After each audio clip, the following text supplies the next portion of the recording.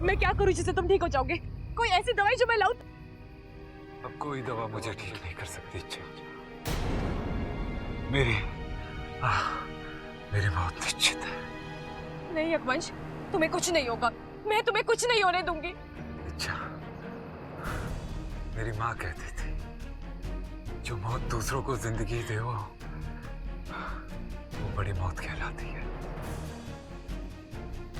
और आज तुम्हारी वजह से मुझे वो मौत मिल रही है। मुझे और कुछ नहीं चाहिए इच्छा।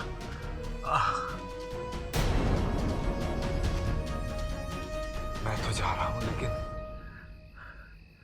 लेकिन तुम अपना ध्यान रखना। हमेशा खुश रहना। इच्छा उस वैशाली से कभी मत आना। देर से ही सही, लेकिन जीत तुम्हारी होगी। मेरी दुआएं तुम्हारे साथ। अपना अकबर, आंखें खोलो अकबर। अकबर, तुम ऐसे नहीं जा सकते। अकबर। इच्छा बेटी, अपने आप को संभालो। देखो बेटी, हमें यहां से जल्द निकलना होगा, क्योंकि वैशाली अपने परिवार के साथ कभी भी यहां आ सकती है।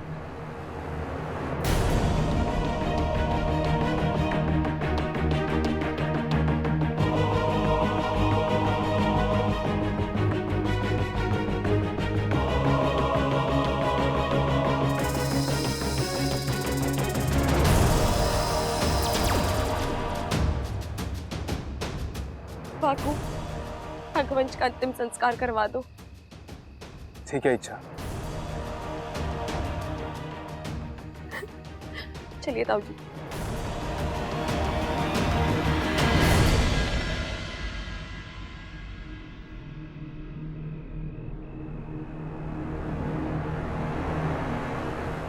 मेरा घर आ गया। मैंने तो आस ही छोड़ दी थी अपने घर आ पाऊंगा, अपने परिवार से मिल पाऊंगा, लेकिन शिव जी की कृपा हुई और उन्होंने तुम्हें भेज दिया। हाँ बेटा, अंदर चलते हैं, तुम्हें अपने परिवार से मिलवाता हूँ। अब मैं आपके परिवार से मिल चुकी हूँ। मिल चुकी हूँ? कब और कैसे? कल परसों तक मैं यहीं रह रही थी, इसी घर में, इन्हीं लोगों के बीच। अच्छा, तो तुमसे ज्यादा मैं अजनबी हूँ। चलो, तुम ही मेरी मुलाकात मेरे परिवार से करवा दो।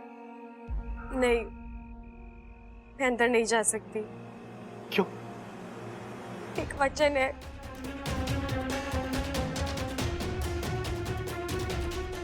कुछ ही घंटों में बब्बल की नाग आखिरीकरण विधि शुरू होगी। बचा लो अपने बब्बल को, जाओ।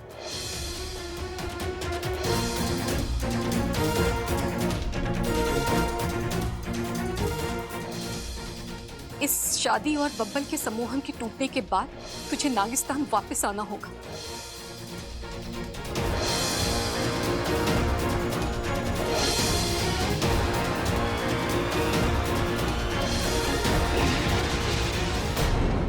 इतना सब कुछ हो गया यहाँ पर? जी, और जो हुआ है उसे बदला नहीं जा सकता। मैं चलती हूँ। मैंने अपनी माँ को वचन दिया है, मुझे वापस जाना होगा। लेकिन बेटा, एक बार सबसे मिलकर। नहीं अंकल, अगर सबसे मिल लूंगी तो कमजोर पड़ जाऊंगी, और फिर इन सबको छोड़कर जाना मेरे लिए बहुत मुश्किल हो जाएगा।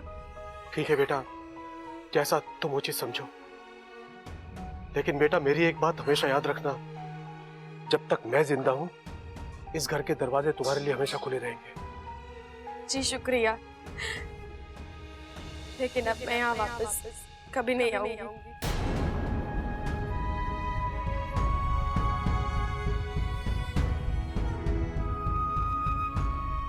मैं आपसे कुछ मांग सकती हूँ? क्या बेटा? एक वचन। कैसा वचन? आप कभी किसी को मेरी सच्चाई नहीं बताएंगे, आप कभी किसी से नहीं कहेंगे कि मैं एक इच्छाधारी नागिन हूँ। बेटा, तुमने मेरे लिए इतना कुछ किया है, मुझे नई जिंदगी दी है, तो क्या मैं तुम्हारे लिए इतना नहीं कर सकता? ये राज तुम्हारे और मेरे बीच रहेगा। इच्छा बेटा, मुझे तुम्हारे नागिन होने से कोई फर्क नहीं पड़ता। मुझे तुम्हारी अच्छाई याद है और रहेगी। जाओ बेटा, खुश रहो। आप भी जाइए, अपनों से मिलिए। उनकी आंखें भी आपको देखने के लिए तरस रही हैं।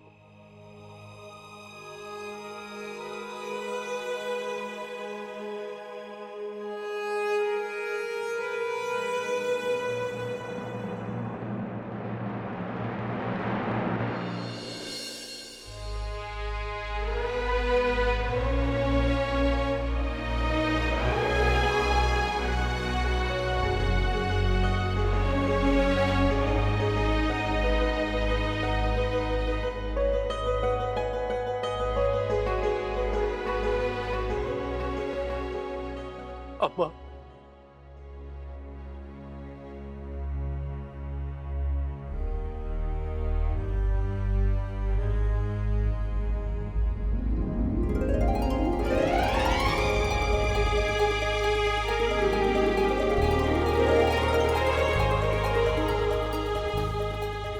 शंकर, शंकर, शंकर, माँ, चोरा।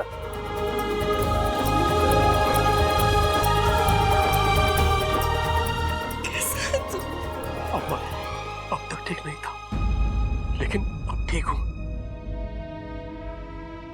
क्या हाल बना लिया तूने? अम्मा, सिर्फ चेहरा बिगड़ा है, अंदर वही 13-30 साल पुराना शंकर है। जानती हूँ चोरा, लेकिन मैं ये 30 साल के एक एक पल का हिसाब लूंगी। तूने बहुत तड़पाया मुझे और अपने पूरे परिवार को। मैं तुझे तेरे परिवार से मिलाती हूँ। प्रबल, सबल, बबल, जल्दी बाहर आओ, देखो तो कौन आया है।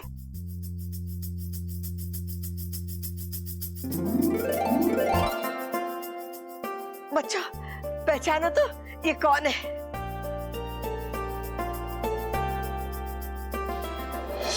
ये कौन सी जगह है? बेटी ममता, बेटी मैं शंकर, खड़क का बड़ा भाई। शंकर ताऊ जी? हाँ जी, ये मेरा बड़ा बेटा शंकर, और शंकर ये तेरा परिवार है। हमारे भतीजे प्रबल, सबल, बबल, और ये तारा पोता अप्पू, और ममता को तो तू जानता ही है। बच्चों, पैर छुओ।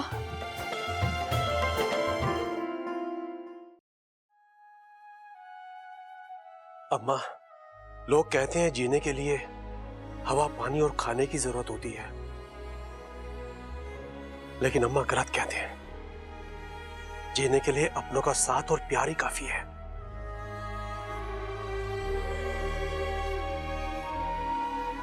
अम्मा, खड़क और चंचल दिखाई नहीं दे रहे हैं? वो दोनों कुल देवता के मंदिर गए दर्शन के लिए, कल तक आ जाएंगे। देखा दादी, हम कहते थे ना कि एक दिन शंकर ताऊ जी वापस आएंगे। लो आ गए। ममता, तू पूजा की थाली तैयार कर। जी। हाँ दादी, शंकर ताऊ जी की गृह प्रवेश की तैयारी हम बड़े धूमधाम से करेंगे। शाम को? अरे कल शाम तक शंकर ताऊ जी ऐसे खड़े रहेंगे क्या? अरे अभी करेंगे गृह प्रवेश। अरे भाई, क्या हो गया? मैं कल शाम नहीं कह रहा, मैं कह रहा हूँ धूमधाम। छोरा, ये तो बता, तो इतने दिन था कहाँ? अम्मा, मैं कैद में था, एक इच्छाधारी नागिन की कैद में। मैं तो अब भी छूट नहीं पाता। इच्छा ने आकर मुझे बचा लिया।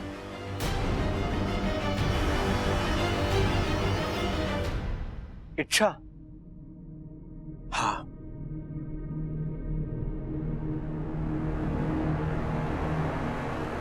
इच्छा को पता चल गया था कि मैं इस घर का बड़ा बेटा हूं और विशाली की कैद में हूं। उसने मुझे आकर बचा लिया।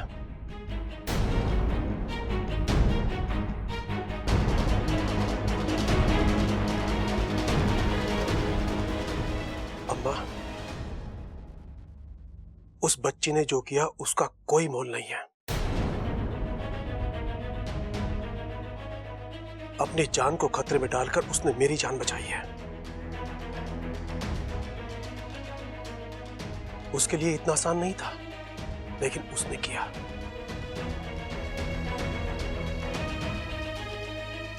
मैं नहीं जानता आप सब लोगों से उसका क्या रिश्ता है, लेकिन आप सब लोगों से वो बहुत प्यार करती है।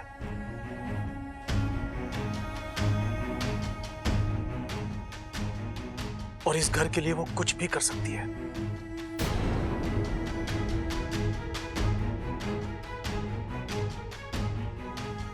ताऊ जी, इस वक्त इच्छा कहाँ है? नहीं मालूम। मुझे छोड़ने के लिए वो दरवाजे तक आई थी और फिर कहने लगी, इसके आगे मैं नहीं जा सकती। मैंने कहा, बेटी अंदर चलो। कहने लगी कि इस घर की कहानी मेरे लिए अब खत्म हो चुकी है।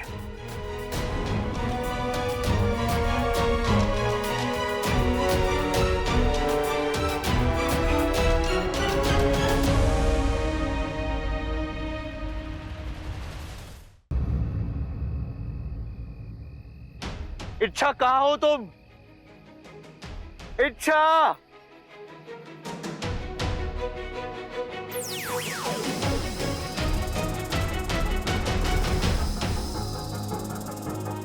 इच्छा!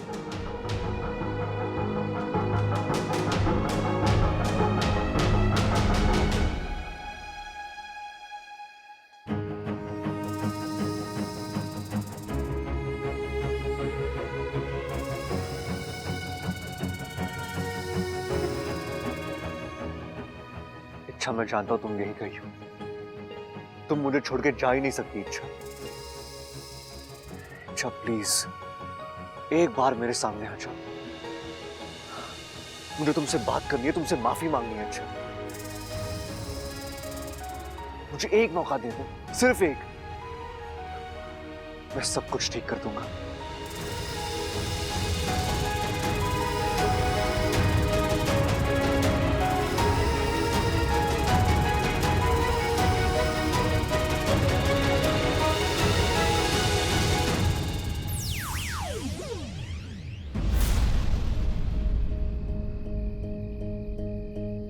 माफ करना बब्बल जी, लेकिन अब किस्मत खुद हमारे रिश्ते को मौका नहीं देना चाहती। हम एक दूसरे के आसपास तो हो सकते हैं, लेकिन एक दूसरे के साथ नहीं।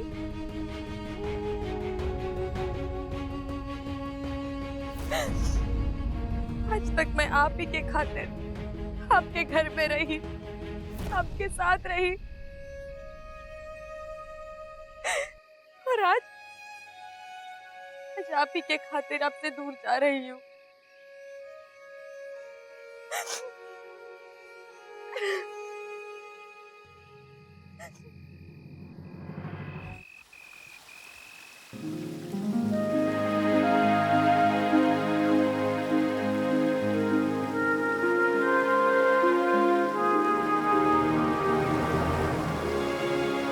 आप सब मुझे ऐसे क्यों देख रहे हैं? कुछ नहीं, बस अच्छा लग रहा है तुम्हें इतना खुश देखकर। अब खुश तो होंगी ना, महीनों बाद मेरी सपोली वापस आ रही है, वो भी कभी न जाने के लिए।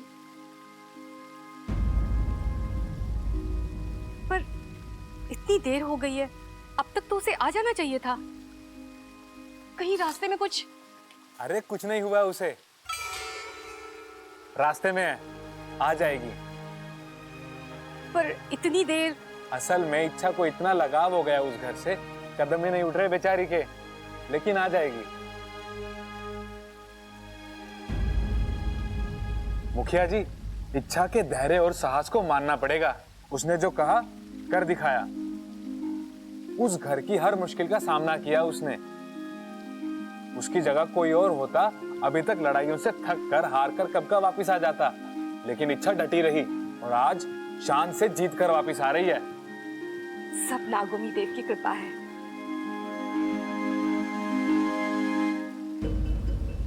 क्या बात है गुरुजी? इच्छा के वापस आने से आप खुश नहीं हैं? खुश तो मैं तब होता जब इच्छा अपना अभियान पूरा करके यहाँ वापस आती। आज एक माँ की ममता शायद जीत गई है, परंतु हमारा नागिस्तान हार गया है। नागिस्तान का अभियान अधूरा रह गया। अब शायद इंसान नागों की अच्छाइयों को कभी नहीं समझ सके।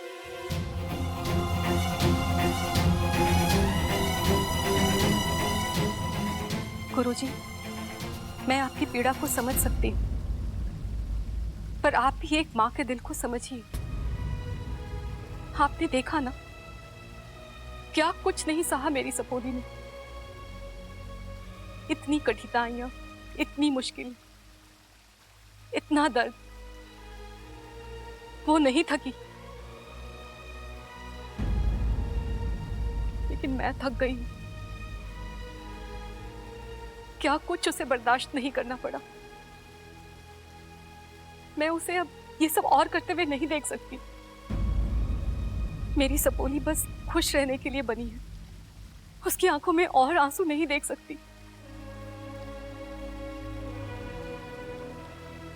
और फिर अगर आज वो नागिस्तान नहीं लौटी, वो किसी और की हो जाएगी और फिर हम सब उसे हमेशा के लिए खो देंगे।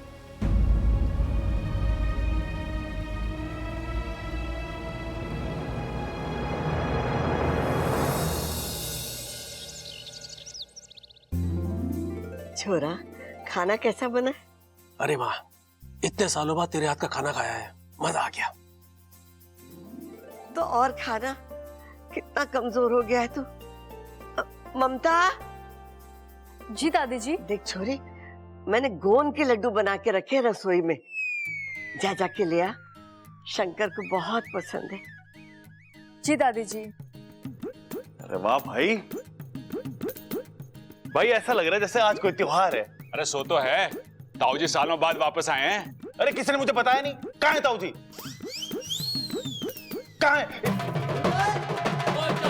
ये आदमी कौन है? गलत बात है तेरी दादी। आज तक हमें तो तूने कभी इतने प्यार से खिलाया नहीं, और एक अनजान आदमी को तेरी लाल डायरी कम पढ़ने लग गई आजकल। पूरा रजिस्टर रखा कर अपने साथ। अरे यही है हमारे शंकर ताऊ जी। अरे मेरे को तो पता है, कल ही तो मिले थे। वो दाढ़ी वाड़ी में इतना क्या हुआ बबल जी? कुछ पता चला इच्छा का?